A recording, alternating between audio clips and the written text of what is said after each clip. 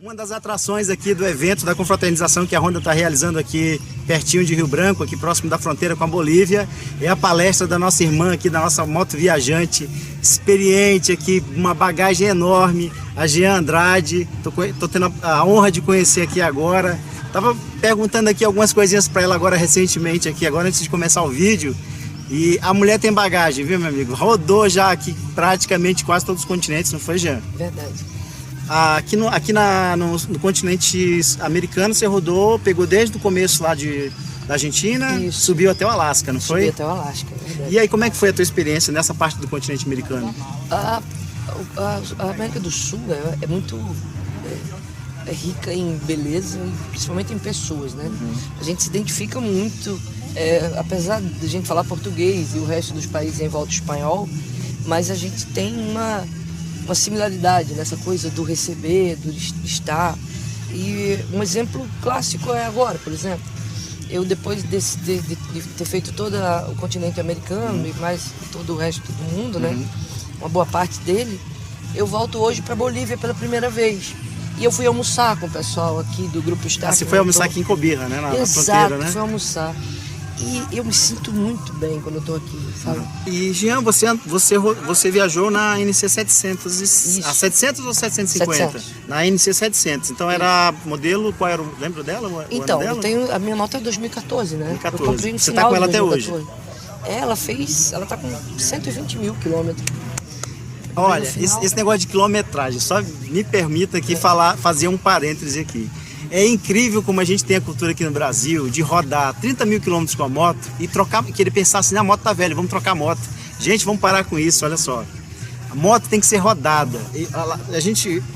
Pessoal de outros países, eu já tive a oportunidade de conhecer alguns americanos e na verdade eles têm orgulho de mostrar o odômetro da moto quando tem 100 mil quilômetros, 150 mil quilômetros. E a gente sabe que essas motos são projetadas para rodar muitos e muitos quilômetros, né? E por que essa moto, quanto mais rodada, ela mais significa?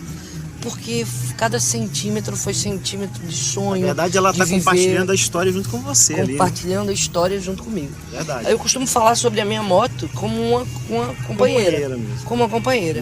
E eu digo para você que é uma excelente companheira. Sim. A minha moto, essa NC que eu tenho, eu cheguei no Brasil com 112 mil quilômetros rodados. E eu peguei e continuei fazendo palestras pelo Brasil. Quando eu chego em Natal, e eu cheguei em Natal semana passada, depois de ter pego lá em Santos, no Porto de Santos, ela já estava com 120. Ou seja, eu ainda fiz 8 mil quilômetros no Brasil antes de voltar para casa fazendo palestra. E ela tá lá, só fiz manutenção nela. Então eu digo para você que o sonho, ela precisa de um vetor às vezes. E por que não, namoro? Ou seja, você achou ali a sua companheira ideal. Né? Cara, as pessoas me perguntam assim, você viaja sozinha? Primeiro que não, essa coisa de sozinha não existe, né? Se você abrir a guarda, baixar a guarda para outras pessoas, você encontra boas pessoas em qualquer lugar. Então você não está exatamente sozinho. Principalmente nós motociclistas, né? A gente que viaja de moto, eu já viajei sozinho em outros países. E eu descobri exatamente isso que você está falando, que eu acho que é importante que os amigos que estão nos assistindo aí, eles têm que ter essa noção, que você vai viajar sozinho se você realmente não se abrir, não abrir seu coração, porque quando você está viajando de moto, as pessoas parecem que se sentem atraídas em te conhecer, as pessoas sentem a curiosidade, que não é, se você estiver viajando de carro é diferente. Sim. Né? É isso, Jean. Você que rodou já o mundo todo, você pode falar com muito mais propriedade do que eu. É verdade. Em qualquer lugar do mundo é assim, eu acho. Né? Um cara me disse no Equador, e eu me lembro das palavras dele muito bem. Eu estava saindo da América do Sul, né? Eu estava passando pelo Equador, indo para Colômbia, para subir a América Central, e ele me convidou para ir para casa dele. E a mãe dele estava esperando, eu falei, você não quer incomodar e tal. Não, mas vem, minha mãe está te esperando, meu irmão, tá todo mundo lá. Realmente, quando eu cheguei lá, estava todo mundo lá me esperando. E eu só ia ficar naquele dia e ia embora no dia seguinte. Ele queria que eu ficasse mais tempo, porque ele queria me mostrar as belezas do país, da cidade dele, enfim. E eu realmente não queria incomodá-lo. E a gente parou para conversar e ele, um moto viajante, ele disse para mim assim, Jean, eu vou te falar uma coisa no começo da sua viagem. Quando alguém se aproxima de você e ela não te oferece perigo, ela quer te ajudar ou quer compartilhar algo com você, deixe. Talvez você nem precise. Talvez você tenha dinheiro suficiente, talvez. Mas essa humanidade que você tem, essa troca, isso não tem dinheiro que pague. Então, se o seu alerta de perigo não tocou, deixe que as pessoas se aproximem de você e deixe essa troca. Exatamente. É assim que você lida com todo o resto, e é assim que eu lidei com todo o resto do mundo.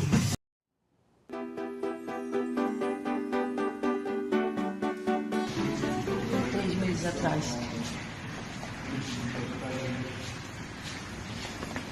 Deixei minha mão.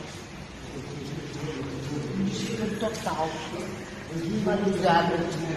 Assim, voltar para Natal, no Brasil. Eu pensei que meu irmão estava morrendo no Brasil.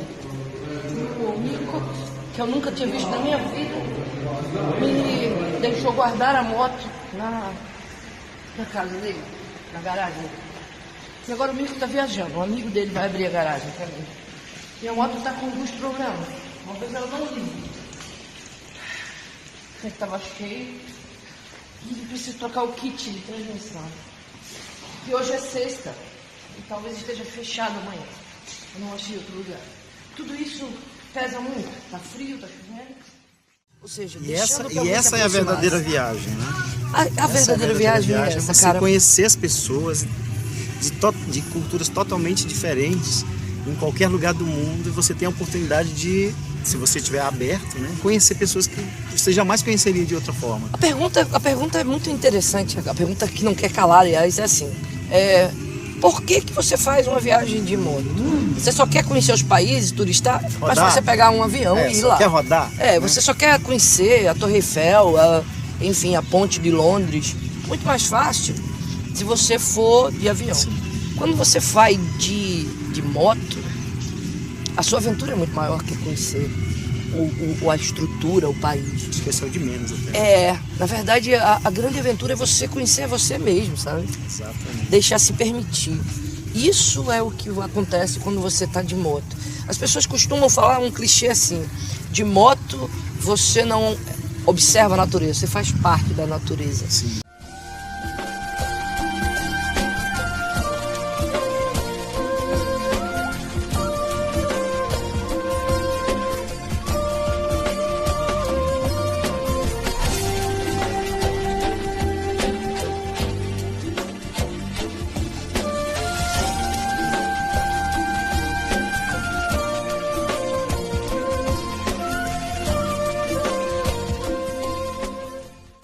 Você falou que viajou à África, né? Para mim, agora há pouco.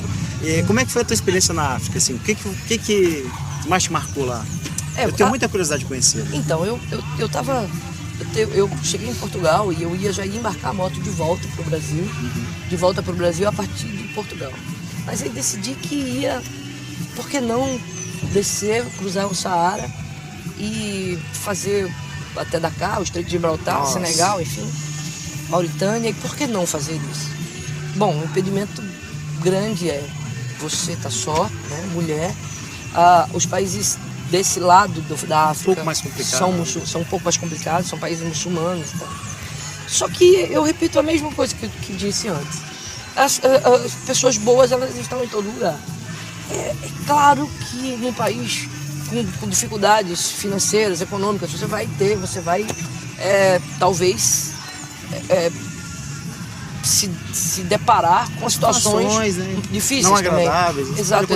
Ainda mais numa viagem tão longa, né? Mas aí a gente busca outra coisa que é chamada empatia e resiliência. Está muito em moda esse negócio de falar de empatia e resiliência, mas é muito antigo isso. É tão antigo quanto você sorrir e tão antigo quanto você se adaptar. É basicamente isso. Verdade.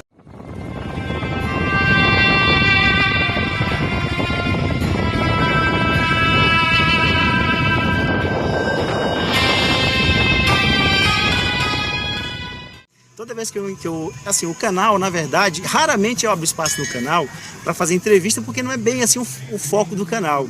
Mas assim, quando tem algumas pessoas que principalmente com a bagagem que você tem, um tempo atrás passou aqui o Tássio de Brito, não sei se você conhece. Sim, já. O Tássio, né? Então, o Tássio Ulisses. É do Recife. De Recife, um cara também, gente boa, experiente. Então eu não podia perder a oportunidade de bater esse papo contigo aqui e levar um pouquinho da tua experiência aqui pro pessoal que acompanha o canal.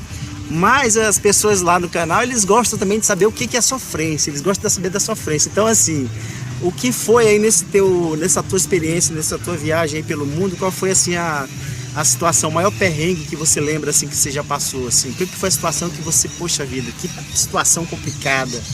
Teve algum assim? Teve. Assim, que você pode falar? Ah, claro.